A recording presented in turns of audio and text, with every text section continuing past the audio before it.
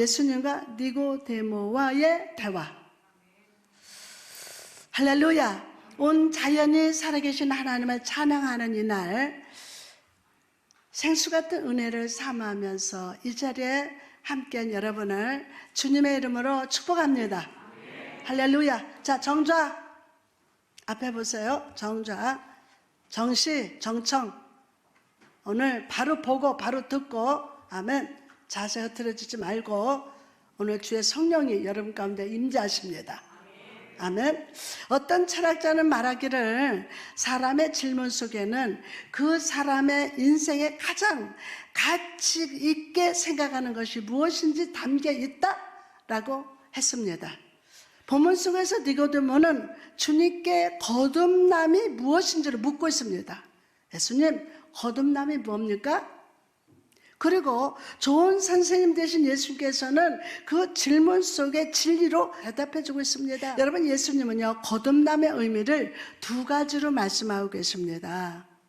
먼저 바람이라는 단어를 통해서 성령님의 역사를 말하고 있고, 14절에서 15절 말씀에서 인자의 들림에 대해서 말씀하고 있습니다. 인자의 들림. 성령님의 역사하심과 인자가 들려야 하리라 라는 이 두 가지가 어울려져서 거듭남의 진리를 가르치고 계신다는 거예요. 여러분, 사람이 육으로 영의 일을 깨달을 수 없기 때문에 주님은요, 성령님의 역사에 대해서 니고데모의 영적 눈높이를 맞춰서 쉽고 명확하게 설명해 주고 있습니다. 또한 인자가 들려야 하겠다는 진리를 선포하기 전에 모세가 놋뱀을 높이 든 것처럼 인자가 들려야 하겠다고 비유적으로 말씀하고 있습니다. 여러분, 이처럼 하나님의 말씀은 복잡하고 난이하게 전하는 것이 결코 아닙니다. 주님은 복음의 진리를 쉽고 아주 단순하게 전하셨습니다. 왜 그러셨습니까? 복음의 진리와 구원의 능력은요, 지식과 지혜에 있는 것이 아니라 성령의 역사심과 예수님을 바라보고 그분과의 인격적인 만남을 통해서 이루어지기 때문입니다. 어느 헬라인이나 유대인에게만 주어지는 것이 아니라 배우지 못한 자, 가난한 자에게 상관없이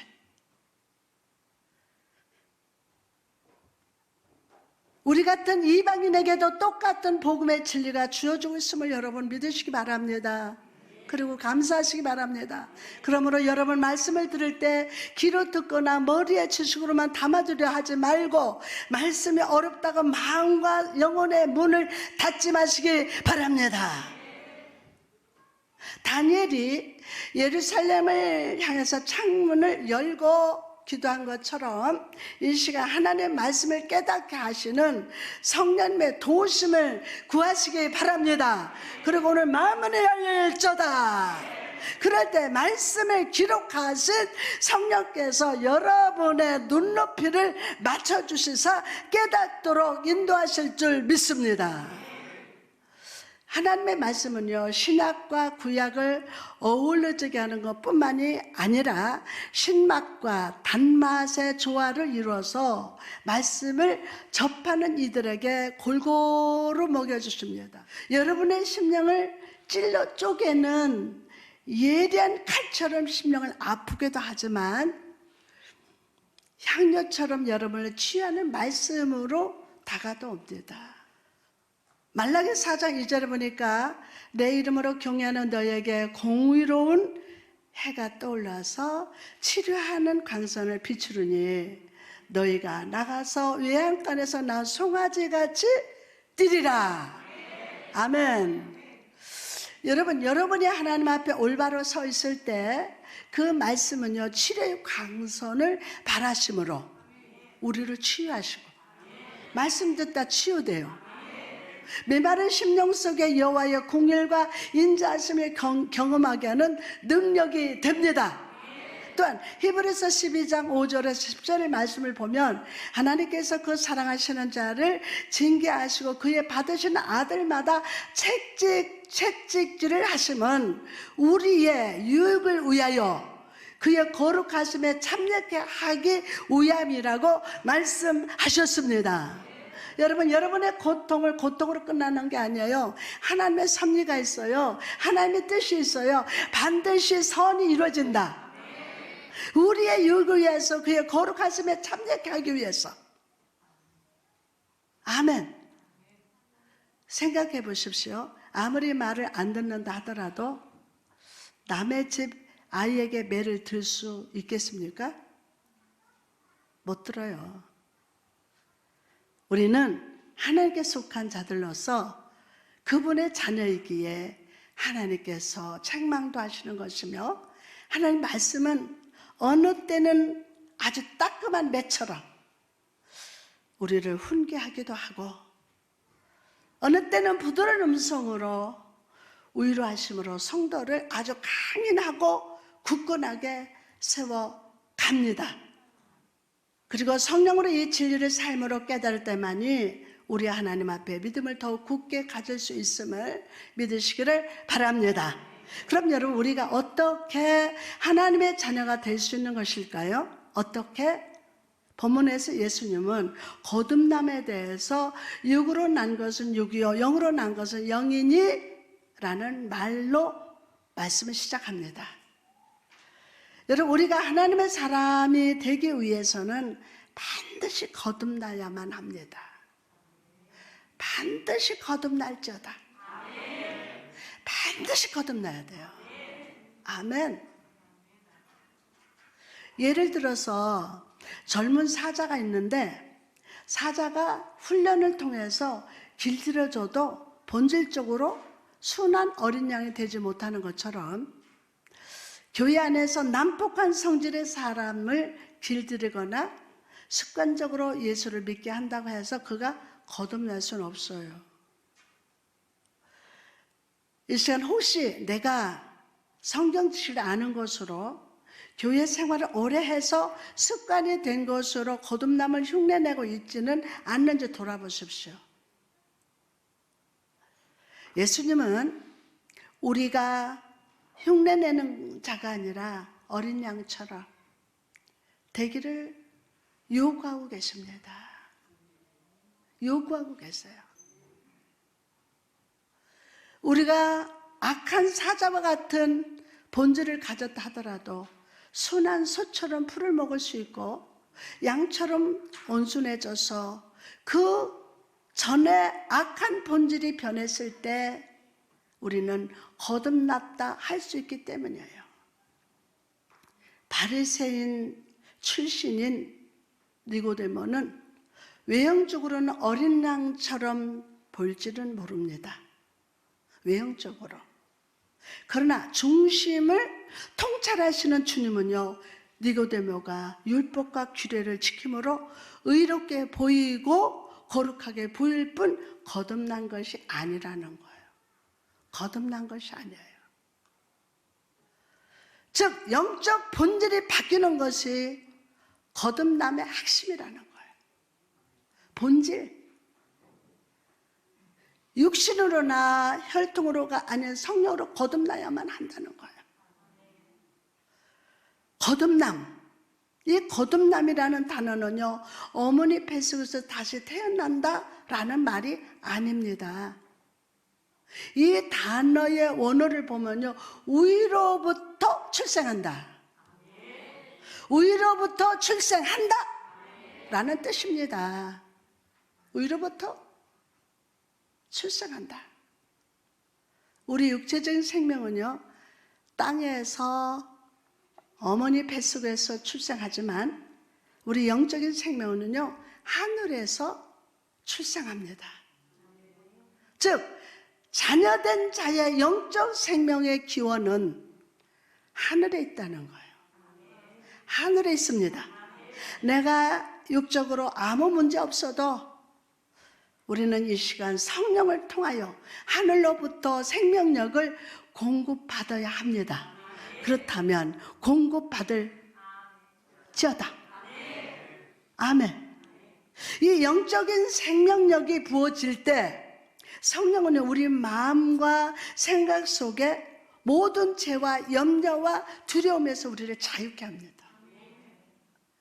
어디에서?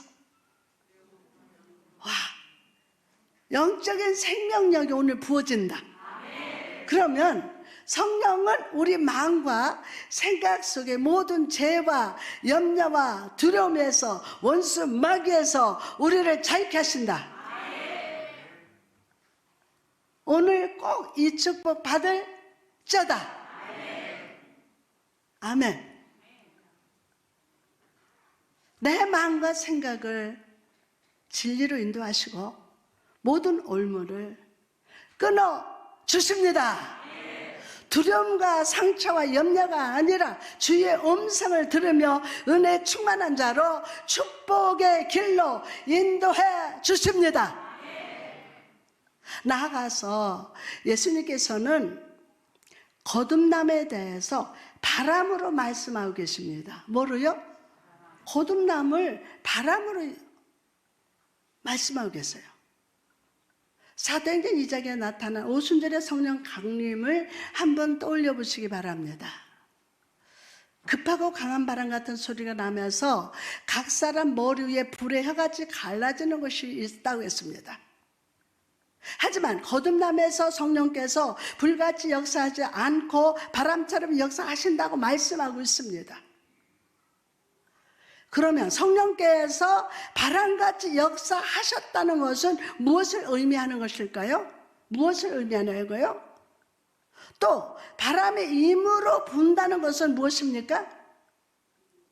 이것은 거듭나는 것이 인간의 수단이나 의지를 통해 되는 것이 아니라 성령께서 친히 역사하시는 그분의 주권적인 자유의지를 통해서 이루어짐을 의미합니다.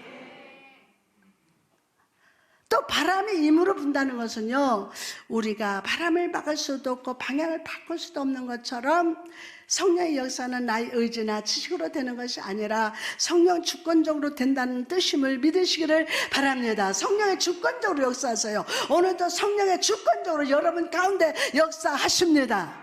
성령께서 바람으로 역사하신다는 말 속에는 사람이 생각하기에는 축복받을 일 같으나 그렇지 않고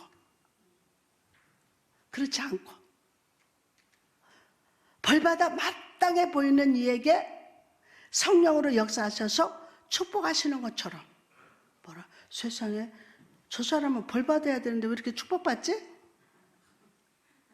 여러분의 판단과 기준에 따라 역사하시는 것이 아니라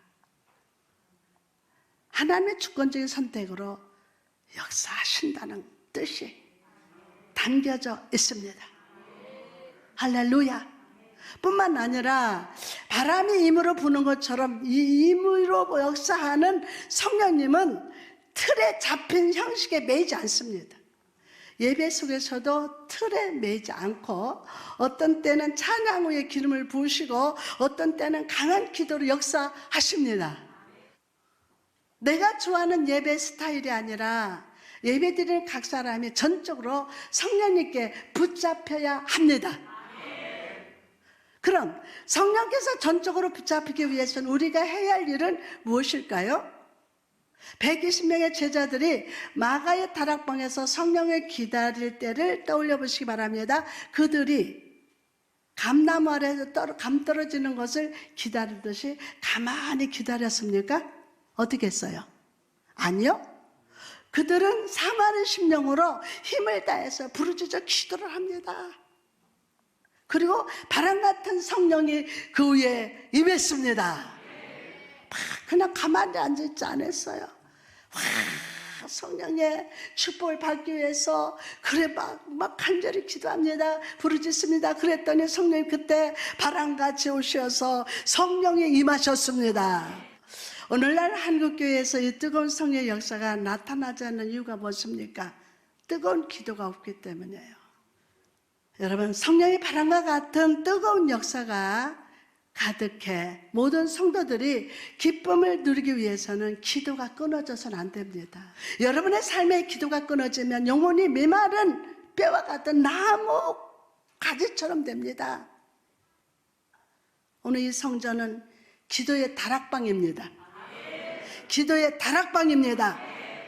우리 모두 성령께서 주권적으로 역사하실 수 있도록 자기 의지를 굴복시키면서 기도에 힘씁시다. 아멘. 교회가 기도로 뜨거워지고 급하고 강한 바람 같은 역사가 일어나기 시작할 때 불의 혀 같은 성령이 임해서 회개의 역사, 하나님의 은혜의 보좌 앞으로 나아가는 영적 전진의 역사가 나타납니다. 또한 성령의 바람이 임으로 불 때 사람들은요, 그 소리를 들을 수 있다는 사실에 주목해 보십시오. 그 소리를 들을 수 있다. 성경에 보면요, 주님의 보좌 밑에 바퀴 같은 것이 있고 많은 눈이 있다라고 기록되어 있습니다. 이것은 하나님의 섭리는요, 계속 굴러가고 있으나, 하나님의 섭리는 계속 굴러가고 있으나 우리는 그 섭리를 알지 못한다는 것입니다. 알지 못해요. 우리가 모른다고 해서 하나님의 섭리가 없다는 것은 아닙니다. 여러분이 모르는 거지 그렇다고 하나님의 섭리가 없다는 건 아니에요. 하나님의 절대적인 뜻과 계획은 한치 오차도 없이 이루어지고 있습니다. 여기서 우리가 유의할 수 있는 것은 소리를 들을 수 있다는 거예요. 바람이 불기 시작합니다. 성령이 어느 때 강하게 역사합니까? 어느 때? 소리가 날 때입니다. 하나님 말씀이 옳게 전해지기 시작할 때, 성령께서 역사하기 시작한다는 뜻이면 믿으시기 바랍니다.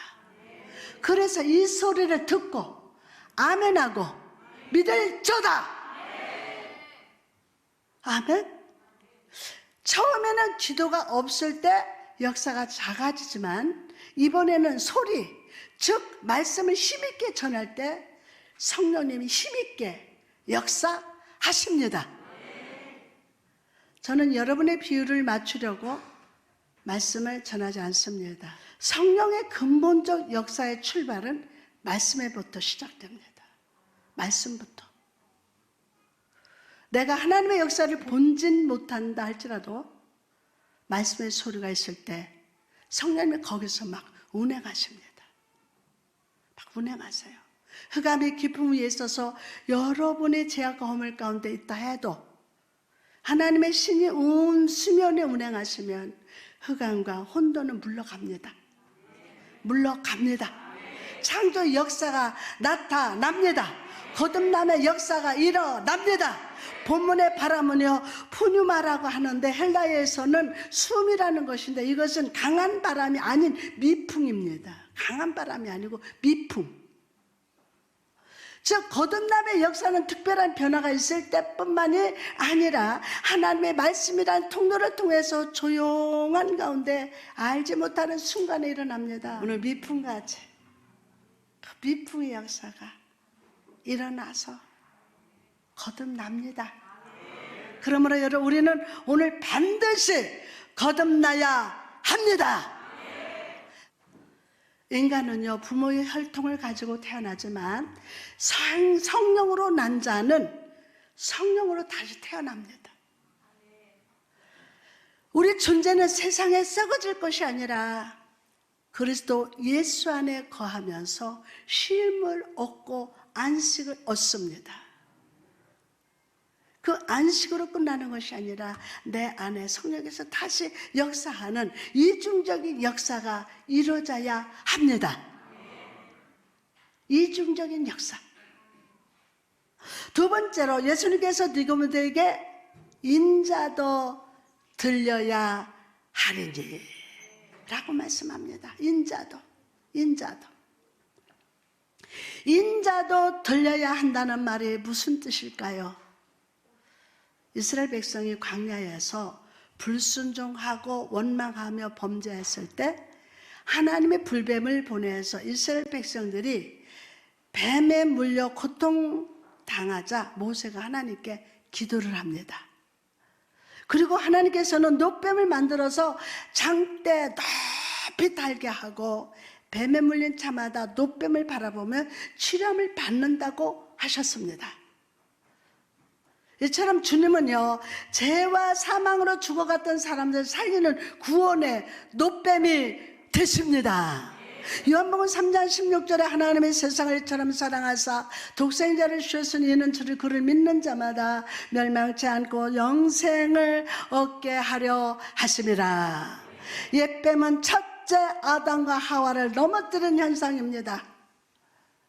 사단이 타락해서 하늘에서 내쫓긴 요 뱀의 형상으로 에덴 동산에 들어가서 하나님의 형상인 아담과 하와를 쫙 부추겨서 선악과를 따먹게 함으로 하나님의 계획을 수포로 돌아가게 만들었어요. 그러나 예수님의 죄를 담당하기 위해서 죄 있는 육신의 모양으로 오셔서 십자가에서 못 박혀 죽으심으로 주를 믿는 자마다 죄와 사망과 사단의 올무에서 노임을 얻고 구원을 받게 되었음을 믿으시기 바랍니다. 주님께서 십자가에 달리셨을 때 그 좌우편에도 십자가가 있었습니다. 거기에 달린 자들은요, 모두 자신의 죄로 죽어가고 있었어요. 다 죽어가고 있었어요. 이처럼 우리도 사실 살아있으나 죄 안에 죽어가고 있습니다. 이 사망에서 구원받는 길은 오른편 강도처럼 예수님을 영접하는 겁니다. 오늘 다시 예수님을 영접하는 자가 있어야 돼요. 오늘 다시 예수님을 영접할 아멘. 그럴 때 오늘 내가 나와 함께 낙원에 있으리라 라는 주님의 세면 평강이 들려옵니다. 사도행전 10장 38절에 하나님의 나사렛 예수에게 성령의 능력을 기름 붓듯이 하며 그가 두루 다니시면서 선한 일을 행하시고 마귀에게 눌린 모든 사람을 고치셨으니 이는 하나님의 함께 하심이라. 아멘. 하나님 함께 하심이라. 여러분, 예수 그리스도 그분은요, 가만히 계시지 않고 두루두루 다니셨어요. 아멘. 주님은 이 땅에서 성령의 충만한 가운데서 착한 일을 행하셨어요. 주님이 그러셨다면 우리도 거듭난 성도로서 그 삶의 자리에서 착한 일을 행하며 살아야 할 줄 믿습니다. 하나님은요, 우리에게 복음을 힘있게 전하게 하기 위해서 성령 충만을 주셨어요. 성령 충만하다는 것은 여러분의 길이 형통하게 되었다는 것입니다. 성령 충만하다. 여러분의 길이 형통하게 되었다. 하나님이 여러분의 길을 형통하게 해서 직장이나 가정을 옮기더라도 어디서든지 바람이 임하듯이 힘으로 불 붙듯이 늘 예수의 이름으로 전하게 하십니다. 직장에서도 전하게 하십니다. 만나는 자마다 전하게 하십니다. 우리 교회 영적으로 부흥됩니다. 앞으로 영혼의 문들이 열린다. 그것이 거듭난 자의 모습입니다. 예수 이름을 전할 때 소리가 있어서 성령님이 크게 역사하십니다. 하나님은 내가 착한 일을 하는구나 라고 말씀하십니다. 내가 착한 일을 하는구나. 어느 곳에 가든지 지정의의 전부의 창문을 여십시오. 지정의 창문을 여십시오. 틀에 매이지 말고 성령님의 인도하심에 따라서 그대로 행하시기 바랍니다. 그럴 때 여러분이 가는 곳마다 의로부터 성령의 충만의 역사가 나타나게 됩니다. 혼돈 속에서 질서가 회복되고 흑암이 물러가고 말씀의 역사가 나타나게 됩니다. 이삭과 같이 가는 곳마다 축복의 우물이 터지고 요셉과 같이 불통해서 형통으로 경험하는 인생을 살아가게 될 줄 믿습니다.